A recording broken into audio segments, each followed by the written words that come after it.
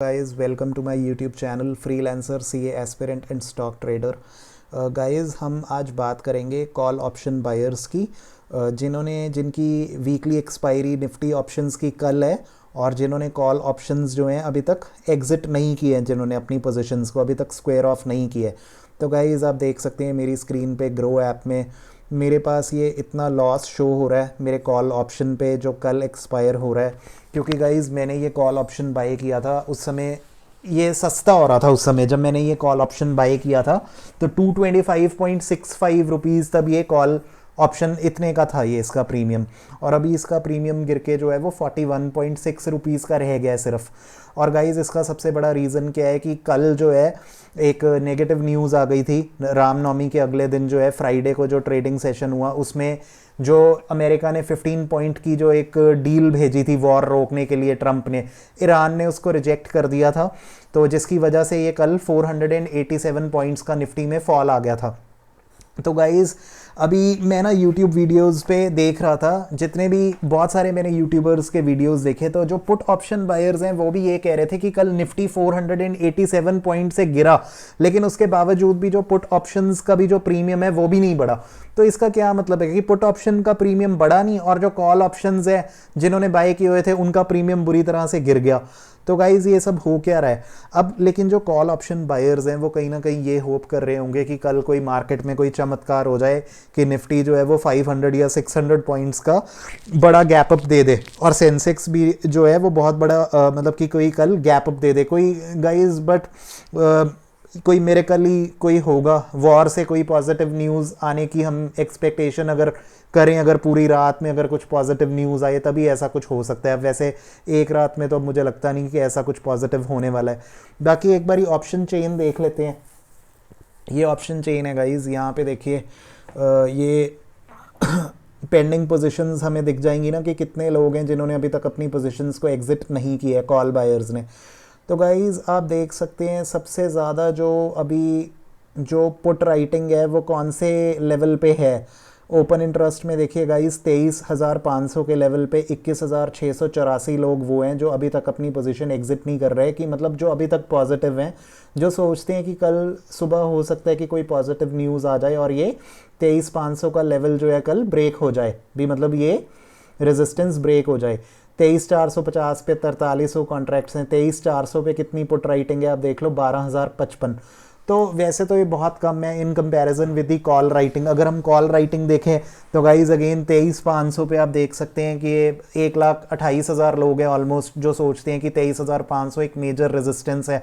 और ऐसे ही 23,400 भी आप देख पा रहे हैं कि इस पे भी 58,644 लोग हैं जिन्होंने कॉल राइटिंग की है। 23,400 को भी वो एक मेजर रेजिस्टेंस मान रहे हैं।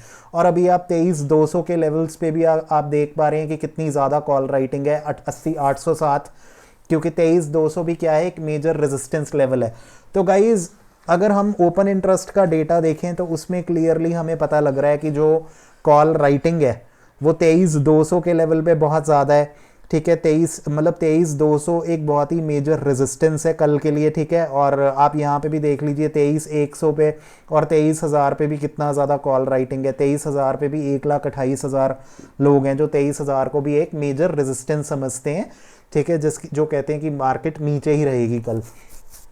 तो गाइज, लेकिन ये है कि हाँ भी कल होप कर सकते हैं भी एटलीस्ट अगर आपका लॉस है कॉल ऑप्शंस अगर आपने बाय किए हुए हैं, अगर ये निफ्टी जो है ये अगर 22,820 पे अभी, तो अगर कम से कम एटलीस्ट अगर ये 23,000 भी क्रॉस करता है, अगर 23,000 के रेजिस्टेंस को भी अगर कल ये ब्रेक करता है, तो आई एम श्योर कि कॉल बायर्स का ये लॉस कुछ हद तक कवर हो जाएगा।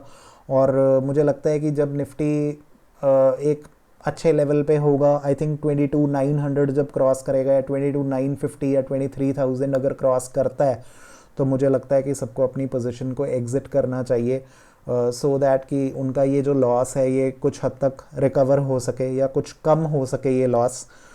तो गाइज़, अभी हमें कल तक के लिए वेट करना पड़ेगा।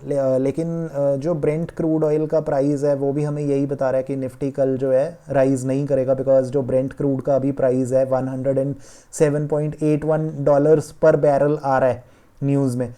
तो उस हिसाब से तो गाइज़ अभी देखो मुश्किल ही लग रहा है कि ऐसा कुछ होगा कि मतलब अभी तो कोई एक रात में कोई पॉजिटिव न्यूज़ आने की कोई वो है नहीं, मतलब कोई एक्सपेक्टेशन नहीं रख सकते हम एक रात में कि कुछ ऐसा पॉजिटिव हो जाए कि जिससे 500 या 600 पॉइंट से निफ्टी बढ़ जाए।